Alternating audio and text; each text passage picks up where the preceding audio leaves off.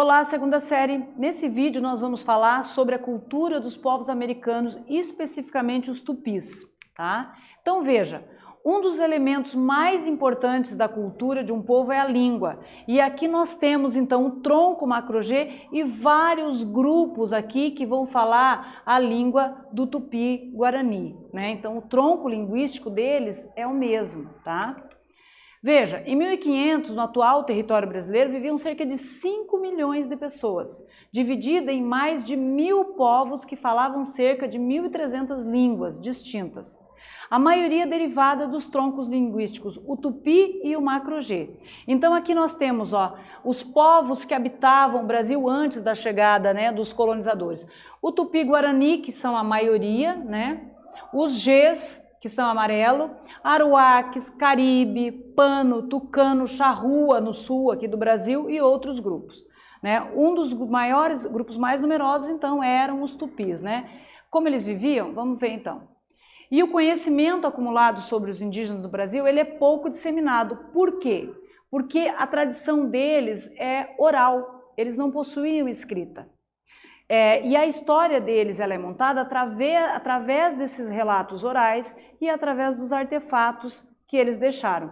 E muitos momentos levam as pessoas a reproduzir juízo de senso comum a respeito dos indígenas. As sociedades indígenas passaram por mudanças significativas.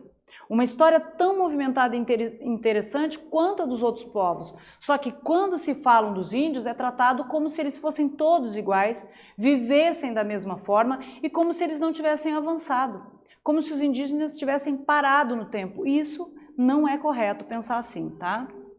Então veja, havia diversos grupos indígenas diferentes, porém o mesmo tronco linguístico, como nós já falamos, né? O que ocupavam todo o litoral brasileiro.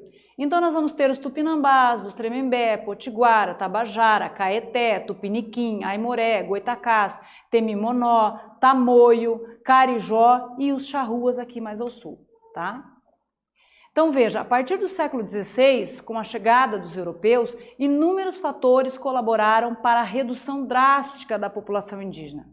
A desterritorialização, a escravidão, fome, fugas, assassinatos e uma série de doenças trazidas pelos europeus. Então a população indígena foi dizimada a partir do contato com os colonizadores, porque a imunidade deles era baixa com relação para enfrentar as doenças trazidas pelos europeus, e eles morriam com essas doenças. As fugas, porque eles não se adaptaram ao trabalho escravo, fugiam para o interior e acabavam morrendo. No trabalho escravo também morriam, né? E morriam de fome.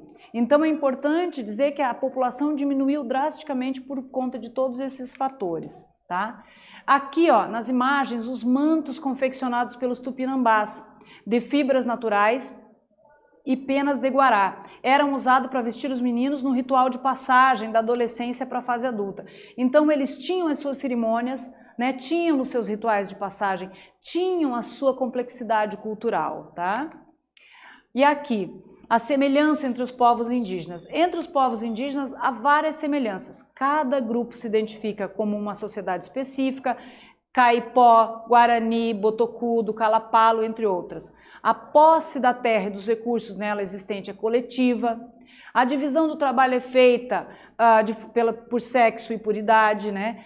Todos os indivíduos de um povo têm acesso às mesmas informações e aos conhecimentos necessários para a sua realização e sobrevivência. Então, os índios são uma sociedade simples e igualitária, né? E foram sendo dizimados com a chegada dos colonizadores aqui, tá? Foi isso que nós vimos nesse vídeo e eu espero que vocês tenham gostado e até a próxima.